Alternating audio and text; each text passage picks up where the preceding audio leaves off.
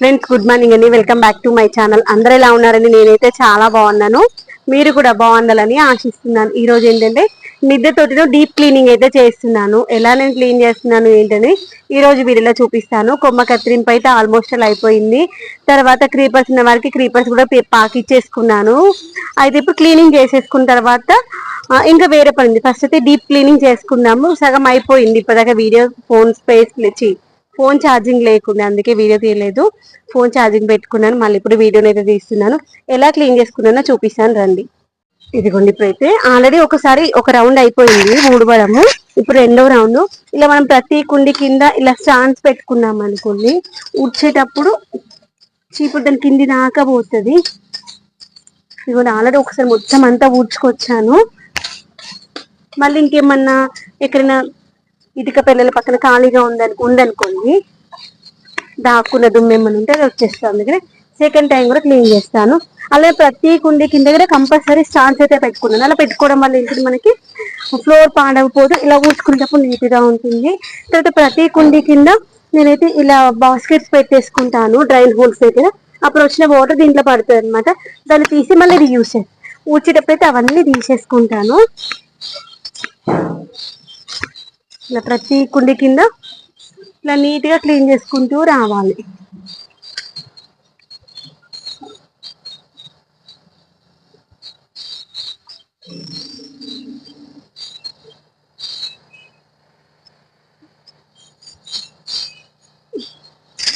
ఈ ట్రైపర్స్ అంటే ఇది ఇలా కుండీల వెనకాల కూడా గ్యాప్ ఉంటుంది కదా, ఆ గ్యాప్లకి కూడా ఊడ్చుకొచ్చుకోవాలి.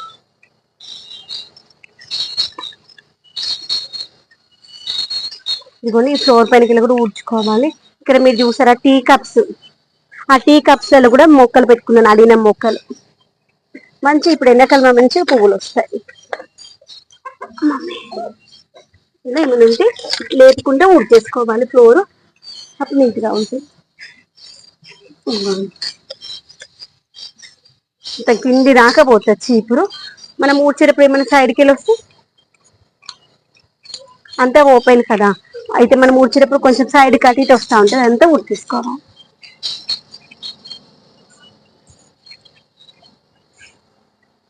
అంటే ఫ్రెండ్స్ ఈజీగా అన్ని కుండీల కింద ఊడ్చేసుకొని వచ్చినటువంటి ఇది ఉంది కదా కిచెన్ మట్టి ఆకులు, ఇవన్నీ బాటిల్స్ లో తర్వాత బకెట్స్ లో నింపేసుకున్నాం అనుకోండి, అవి డికంపోజ్ అయిపోతుంది, మంచిగా మారుతున్నారు.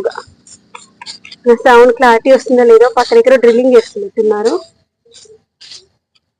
ఇదిగోండి, ఇక్కడ మీరు చూసారా, చూపిస్తాను చూడండి. అది చింతపూడి ఇట్లా లోపలికి పెట్టేస్తాను.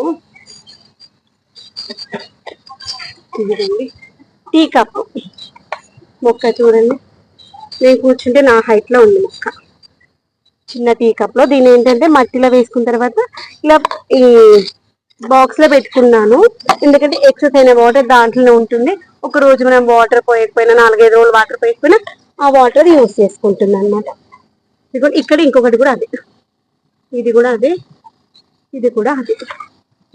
ఇది ఆరెంజ్ కప్ ఉంది కదా, ఆరెంజ్ కప్ కూడా అదే. ఇది కొంచెం పెద్ద కప్పు, అది మట్టి మొత్తం ఎక్స్ట్రా అయిపోయి రూట్స్ ఎక్కువైపోయి క్రాక్స్ కూడా వచ్చేసింది. అవన్నీ అడిగినాం. ఇవి 2 అడిగినాంతే. ఇక్కడ ఇంకొకటి ఉంది, అది కూడా అడిగినామే అనమాట. ఇలానే ఇప్పుడు నెక్స్ట్ బ్యాక్ సైడ్ కూడా ఊడ్చుకొచ్చుకోవాలి. ఇదిగోండి, ఇక్కడ గ్యాప్ లో ఉంటుంది కదా, ఎక్కడ మట్టి లేకుండా ఊడ్చేసుకున్నాం అనుకోండి, వాటర్ పడినప్పుడు ఆ వాటర్ ఆరిపోతుంది. మట్టి ఉంటే ఆ పచ్చిగా అయిపోయి అది ఆరడానికి టైం పడుతుంది. కాబట్టి ఫ్లోర్ ని వారంలో ఒక 2 సార్లు 3 సార్లు అయినా ఊడ్చుకోవాలి. నెల రోజులకు ఒకసారి డీప్ క్లీనింగ్ చేసుకోవాలి, కొమ్మ కత్తిరింపు చేసుకోవడము, ఇలా అంతా చేసుకుంటే మొక్కలు మంచిగా హెల్తీగా ఉంటాయి. ఇదే విధంగా అంతా ఊడ్చేసుకున్నాము. ఇదిగోండి,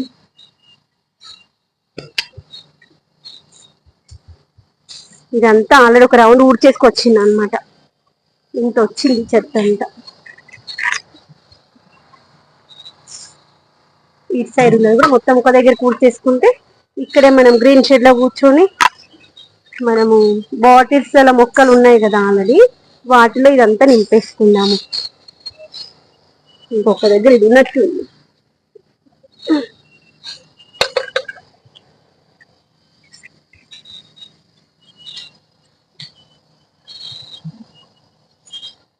ఫైనల్ గా అయితే మొత్తం అంతా క్లీనింగ్ అయిపోయింది.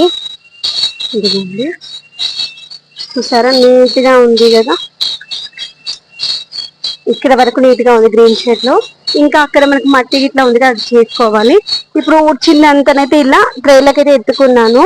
ఎత్తుకునేటప్పుడు ఒక విషయం గుర్తుంచుకోవాలి, నేను ఈ కుండీలో కిచెన్ కంపోస్ట్ ఇట్లా అంతా వేసి పెట్టాను. దాంతో పాటు ఎండుతాకులు కూడా వేసాను. మనము చెట్లు కట్ చేసినప్పుడు వాటి యొక్క కొమ్మలు కూడా ఉంటాయి కదా, ఆ కొమ్మలను ఒకసారి చెక్ చేసుకోవాలి. ముళ్ళులు ఉన్న కొమ్మలు ఏమన్నా ఉంటే తీసి పక్కన పెట్టేసుకోవాలి. ఇదిగోండి, ఇవన్నీ తీసేసి ఇలా ఒక పక్కన పెట్టేస్తున్నాను. లేదంటే అవన్నీ గులాబీ మొక్కలు, తర్వాత దానిమ్మ మొక్కలు అయితే బాగా ఉంటాయి. పెట్టేటప్పుడు పెట్టేస్తాము, మళ్ళీ మర్చిపోయాము అనుకోండి పుచ్చుకుంటాయి.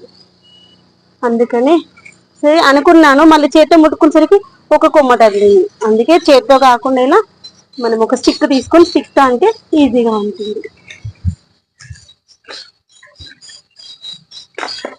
దీన్ని కూడా మట్టి కొంచెం లూజ్ చేసుకొని ఫ్రెష్ మట్టి వేసుకున్నాను. దీంట్లో కూడా ఒకసారి ఈ కుండీని చూపిస్తాను నేను రీపోర్టింగ్ ఎలా చేసుకోవాలనేది. దీన్ని బట్టి మిగిలిన మట్టి అంతా చేసుకోవచ్చు అనమాట. దీంట్లో కూడా ఇది మొక్కలు పెట్టక చాలా రోజులు అవుతుంది అసలు, ఎందుకంటే దానికి పోషకాలు సరిపోవట్లే, ఏ మొక్క ఎదగట్లేదు దీంట్లో. ఎందుకని ఇప్పుడు దీన్ని రీపోర్టింగ్ ఎలా చేస్తానో చూపిస్తాను. మొక్కలో మట్టిని ఎలా మార్చుకుంటాను ఏంటనే చూపిస్తాను రండి. మనకు చూసారు ఎంత మంచిగా ఉందో. ఇది ఏం మొక్క అనుకుంటున్నారు మీరు? గోరింటాకు మొక్క. ఇంత మంచి బుషీగా ఉంది కదా, దానికోసం పెద్ద పెద్ద కుండీ ఏం వాడలేదు.